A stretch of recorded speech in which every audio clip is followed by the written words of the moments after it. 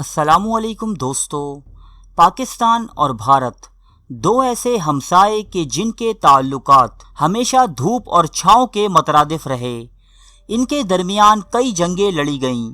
ان جنگوں نے دونوں ہی ملکوں میں کئی کہانیوں اور شجاعت سے بھری داستانوں کو جنم دیا۔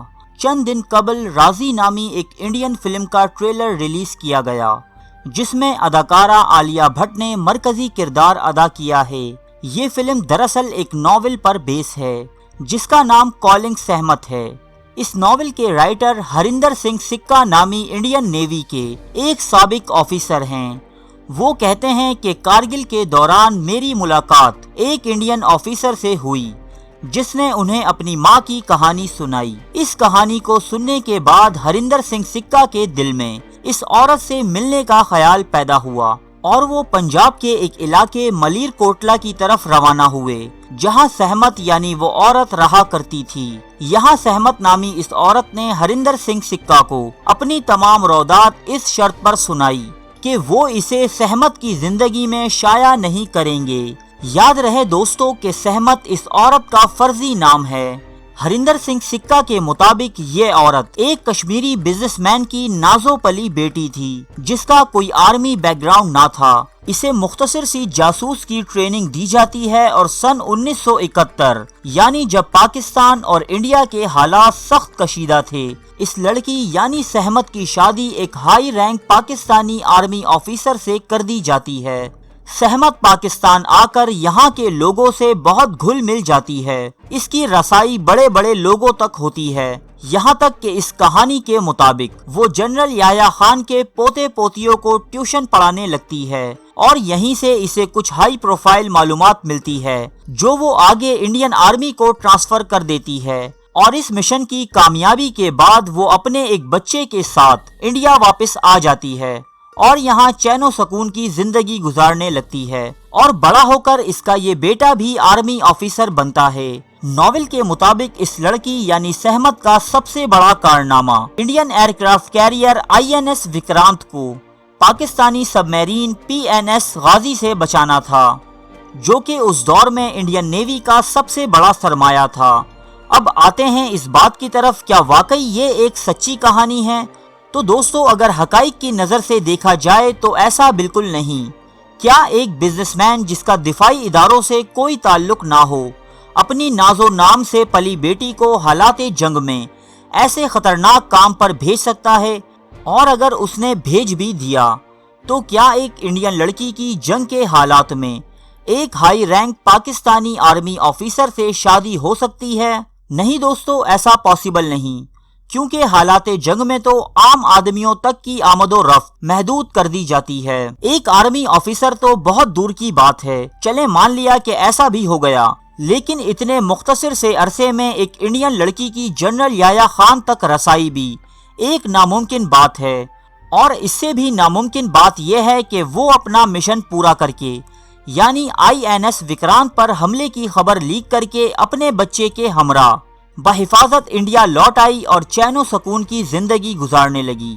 اور اس کا بیٹا جس کا والد ایک پاکستانی آرمی آفیسر ہے، اسے بھی انڈین آرمی میں ملازمت مل گئی۔ دراصل یہ کہانی انڈائریکٹلی جڑی ہے PNS غازی نامی پاکستانی سب میرین سے، وہی PNS غازی جس پر ایک مشہور ٹی وی ڈرامہ غازی شہید بھی بن چکا ہے۔ اس سب میرین کی حکمرانی بحر ہند پر 1964 سے 1971 تک قائم رہی۔ 1965 کی جنگ میں PNS غازی نے دوارکا نامی بندرگاہ پر ایسا خوفناک حملہ کیا کہ تمام جنگی جہاز بندرگاہوں تک محدود ہو کر رہ گئے۔ سن 1971 میں جب دوبارہ مشرقی پاکستان کی جانب جنگ کے بادل منڈلانے لگے، تب غازی کو ایک انتہائی خطرناک مشن پر روانہ کیا گیا۔ یہ مشن تھا وشاکھاپٹنم نامی بندرگاہ کو بارودی سرنگوں کے ذریعے بند کر دینا اور انڈین بحری بیڑے یعنی INS وکرانت کو ڈھونڈ کر اسے تباہ کرنا۔ یہ مشن اتنا زیادہ حساس تھا کہ PNS غازی کے عملے کو ریڈیو کے استعمال کی اجازت نہ تھی، جبکہ وہ اپنی بیٹریز بھی رات کے وقت چارج کیا کرتے۔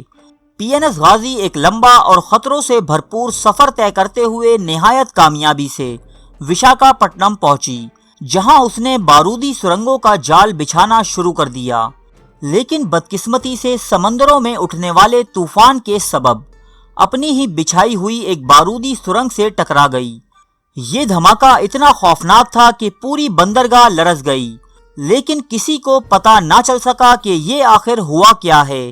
بعد ازاں چند مچھیروں نے ڈوبنے والے عملے کی لائف جیکٹ سے ان کی شناخت کی، جبکہ پی این ایس غازی سے متعلق انڈین ورژن بالکل الگ ہے۔ انڈینز کا دعویٰ ہے کہ پی این ایس غازی کو تباہ کرنا ان کا اپنا کارنامہ تھا، جس پر کچھ آفیسرز کو تمغوں سے بھی نوازا گیا۔ کالنگ سہمت نامی اس ناول اور رازی نامی مووی کے مطابق آئی این ایس وکرانت پر اس حملے کی اطلاع سہمت نامی اس لڑکی نے انڈین آرمی کو پہنچائی تھی، جس کے سبب یہ واقعہ عمل میں آیا۔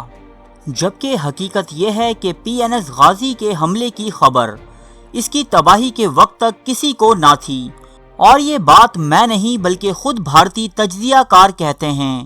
بھارتی وائس ایڈمرل مہیر رائے نے اپنی ایک کتاب میں لکھا ہے کہ پی این ایس غازی آدھی رات کے قریب تندو تیز آندھیوں کے سبب ایک دن قبل اپنی ہی بچھائی بارودی سرنگ سے ٹکرا گئی، جبکہ 1971 میں بھارتی فوج کے مشرقی کمانڈ کے chief of staff J F R Jacob نے مئی 2010 میں ایک آرٹیکل میں یہ واضح کیا کہ پی این ایس غازی ایک حادثے کا شکار ہوئی جس میں انڈین نیوی کا کوئی کردار نہیں۔ اس واقعے کے بارے میں ایک معتبر اطلاع مصر کے ایک آفیسر نے دی ہے، جو ان دنوں وشاکھاپٹنم میں اپنی آبدوز کی مرمت کے سلسلے میں مقیم تھا۔ اس نے آدھی رات کو ایک دھماکہ سنا۔ یہ دھماکہ اتنا شدید تھا کہ پوری بندرگاہ کو ہلا کر رکھ دیا۔ وہ کہتا ہے کہ کوئی جہاز اس وقت سمندر میں موجود ہی نہیں تھا۔ دھماکے کے 1 گھنٹے بعد جہازوں کو بندرگاہ سے جانے کی اجازت ملی، تو وہ کیسے پی این ایس غازی کو نشانہ بنا سکتے تھے؟ بہرحال حقیقت کا علم صرف اللہ تعالیٰ کی ذات کو ہے۔ پی این ایس غازی کی شہادت نے ہی 1971 کی جنگ کا رخ بدل دیا۔ خلیج بنگال میں انڈین نیوی غالب آ گئی، جو مشرقی پاکستان کے ٹوٹنے اور بنگلہ دیش کے قیام کا سبب بنا۔ یہ واقعہ انڈین نیوی کے لیے اس قدر اہمیت کا حامل تھا کہ آج تک یہ دن یعنی 4 دسمبر انڈین نیوی ڈے کے نام سے منایا جاتا ہے۔